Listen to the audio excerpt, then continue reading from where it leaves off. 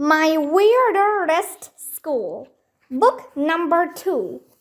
Miss Porter is Out of Order. Written by Dan Gutman. Pictures by Jim Palott. Chapter 9. You Cannot Destroy Me. Bring! Recess was over. We all pringled up and went back inside the school. I knew what I had to do. It was up to me to destroy Miss Porter, and I was hatching a genius plan to do it. I couldn't tell anybody what I was going to do. Miss Porter could hear every word we said with its microphone. It could read our notes with its camera. I would have to carry out my plan all on my own. It is time for social studies, Miss Porter said when we got back to class. And after that, we will have a spelling test, and then we will do reading, and then we will do writing. Not on my watch, I shouted, even though I wasn't even wearing a watch. I went over to Mr. Cooper's desk. I picked up the Miss Porter machine. Arlo, what are you doing? Shouted Andrea. You'll find out, I replied. I held the Miss Porter machine high over my head. Put me down, shouted Miss Porter. Oh, I put it down, all right. I slammed it down on the floor. One of the pieces fell off. Stop, shouted Miss Porter. Please do not damage my internal components. I couldn't believe that Miss Porter could still talk after hitting the floor, so I stomped on the Miss Porter machine with my foot. Another piece flew off. You are in serious trouble, young man, said Miss Porter. Even if Miss Porter is evil, I don't approve of this violence, Arlo, said Andrea. What do you have against violins? I asked as I stomped my other foot on top of the Miss Porter machine. You cannot break me, shouted Miss Porter. Nobody tells me what I can or can't break. If there's one thing I'm good at, it's breaking stuff. I picked up the stapler from Mr. Cooper's desk and started whacking the Miss Porter machine with it. It was broken up pretty good by now. The image of Miss Porter disappeared. He's disabled it, shouted Ryan. Way to go, AJ. I was panting and sweating. Disabling evil personal digital assistants is hard work. Miss Porter wasn't talking anymore, but I've seen enough scary movies to know that when you kill a zombie or a monster, they always come back to life.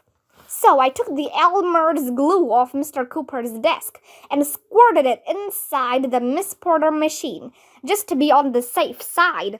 Then I picked it up off the floor and threw it out the window. There, I finally said. Miss Porter won't be bothering us anymore. Yay! Everybody shouted. It was like in The Wizard of Oz when all the munchkins were singing Ding Dong, the Witch is Dead. The whole gang was clapping me on the back and telling me I was a hero. That's when the weirdest thing in the history of the world happened. There was a buzzing sound. It was coming from outside. I looked out the window. And you'll never believe in 1,100 years what was out there.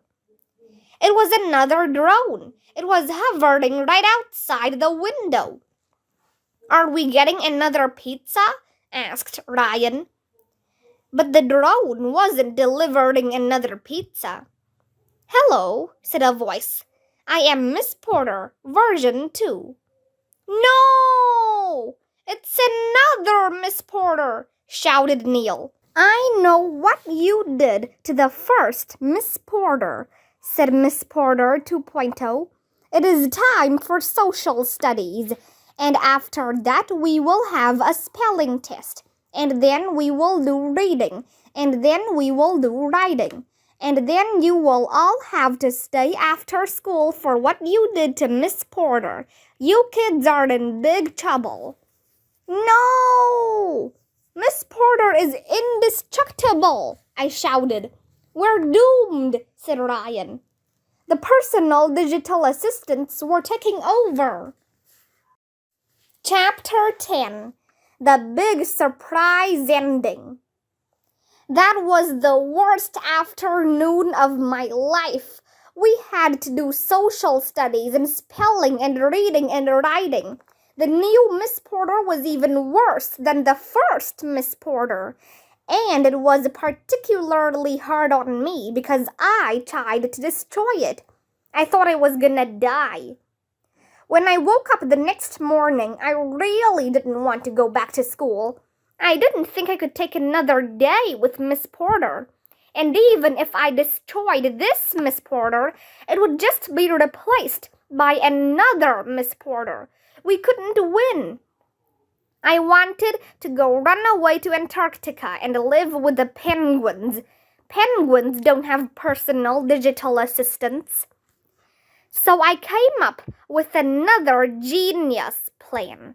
This time it was a plan to get out of going to school. I went to the medicine cabinet and took out the thermometer.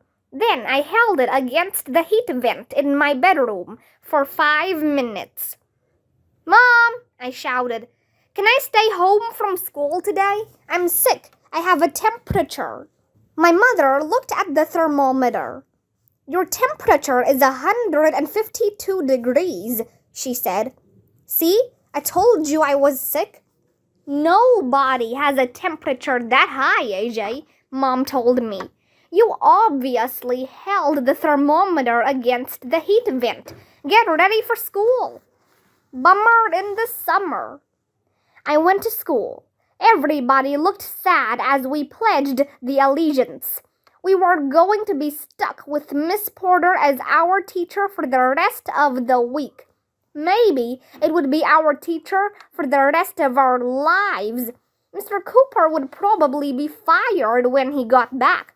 Who needs human teachers as long as there are personal digital assistants like Miss Porter? "Let's get to work," said Miss Porter. "Turn to page 23 in your math books."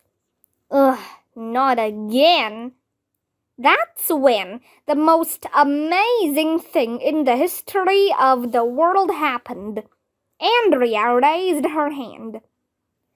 Well, that's not the amazing part. Andrea raises her hand all the time. The amazing part was what happened after that. "Miss Porter," Andrea said, "may I please go to the bathroom?" "Certainly, Andrea," said Miss Porter. That was weird. Andrea never has to go to the bathroom. I wasn't even sure if she ever needed to go to the bathroom. Andrea got up. As she walked past me, she dropped a tiny piece of folded up paper on my desk. I opened it up. It said, "Meet me out in the hallway." Something was up. I waited a minute. I didn't want Miss Porter to get suspicious. "Miss Porter," I finally said, "may I please go to the bathroom?"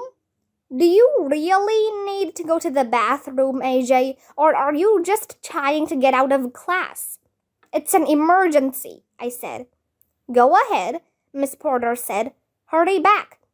I got up and went out into the hallway.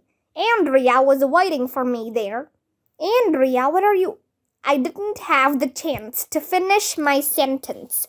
Andrea clapped her hand over my mouth. "Shh," she said. "Miss Porter will hear you. Quick, follow me." Andrea rushed down the hallway. I was right behind her. "This isn't the way to the bathroom," I said. "I know," she replied. "We're not going to the bathroom." We turned the corner and walked down the hall until we came to the computer room. "Oh, good, it's not locked," Andrea said as she pulled open the door. "What are we doing in here?" I asked. "I'm going to hack into Miss Porter's network," Andrea told me. What? Are you crazy? I replied. You'll get in trouble. It's the only way to disable it, Andrea said as she sat down at one of the computer terminals. We have to do it. This was weird. Usually it was me who did the bad stuff that might get us in trouble. Andrea is a little Miss Perfect who never breaks any rules. I guess this really was an emergency. Andrea's fingers were flying over the keyboard. How are you going to hack into Miss Porter's network? I asked. Watch, Andrea replied as she typed. I learned how to do this in my computer class. Andrea typed a bunch of letters and numbers that didn't mean anything to me. Hurry up, I said. We're supposed to be in the bathroom. If we don't get back to class soon, Miss Porter will come looking for us. I'm going as fast as I can, Andrea told me. She typed a bunch more letters and numbers, and then she shouted, I'm in. What now? I asked. All I need to do is reconfigure the blah blah and disable the blah blah internal memory blah motherboard blah blah blah, Andrea said. I had no idea what she was talking about. Okay, Andrea finally said. As soon as I hit the enter key, Miss Porter should be disabled. But you'll never believe who walked through the door at that moment. It was Miss Porter. Its holographic image walked right through the door. Not so fast, Andrea, it said. Don't hit that key. Miss Porter, Andrea and I shouted. What are you two doing in here? Asked Miss Porter. You said you were going to the bathroom. I looked at Andrea. Andrea looked at me. Miss Porter looked at both of us. We were all looking at one another. But, I said. Nobody was laughing, even though I said but, which sounds just like but, even though it only has one T in it. We lied, Andrea said. Sometimes in life you have to lie to save the truth. Step away from the keyboard, Andrea, ordered Miss Porter, and nobody will get hurt. Sorry, but I can't do that, Miss Porter, Andrea said. You're going to get hurt. Andrea hit the enter key. Nothing seemed to happen at first, but after a second or two, Miss Porter seemed different. It looked like it was frozen. Turn to page 9,000 in your banana books, she said. I think it's working, Andrea whispered. At that moment, the rest of our class burst into the computer room. What's going on? Asked Ryan. We were worried about you. Turn to page elephant in your beach ball books, said Miss Porter. What's wrong with Miss Porter? Asked Michael. Andrea hacked into its network, I said. Miss Porter's system is shutting down, Andrea explained. There is nothing wrong with me, said Miss Porter. Teapot, corn dog, potholder, helicopter. It's not making any sense, shouted Neil. 2 + 2 = 7, said Miss Porter. Burple bing bong. It's speaking gibberish, Alexia shouted. Is that one of its 7 languages? I asked. Gibberish isn't a language, said Andrea. Its programming is messed up. It can't speak any languages anymore. Doopy whip speedo, said Miss Porter. Glab jacks glub blurb. You'll never believe who walked through the door at that moment. Nobody. Humans can't walk through doors. How many times do we need to go over this stuff? But you'll never believe who walked through the doorway. It was Dr. Carballs. What are you kids doing in the computer room? He asked. Miss Porter, what's going on in here? Zoopy bilge cardboard dobby, said Miss Porter. What? Asked Dr. Carballs. Bimple muck jukebox, said Miss Porter. That doesn't make any sense, said Dr. Carbles. No, it doesn't, said Andrea. Miss Porter is out of order. Wiggy Hassenfoot. I've had enough of this, said Dr. Carbles. Miss Porter, you're fired. Yay! Everybody shouted. Can you fire somebody who doesn't get paid? I asked. Goosey wop piggles, said Miss Porter. Dr. Carbles stormed out of the computer room. Miss Porter just stood there for a moment. Then it started to vibrate. And then, with a shower of sparks, it exploded and disappeared. Yay! I took a deep breath. It was over. For a few seconds, nobody said a word. Ooh, Ryan finally said. AJ and Andrea worked together to disable Miss Porter. They must be in love. When are you gonna get married? Asked Michael. Well, that's pretty much what happened. Maybe Miss Porter went to personal digital assistant heaven. Maybe for the rest of the week, we'll have plain old human substitute teachers. Maybe Mrs. Yonkers, Mr. Docker, and Mr. Harrison will get their jobs back. Maybe Mr. Cooper will solve his bladder problem. Maybe Mr. Klutz will get his hair out of the bathtub drain. Maybe the Earth will be destroyed by an asteroid. Maybe we can program a drone to deliver more pizza. But it won't be easy.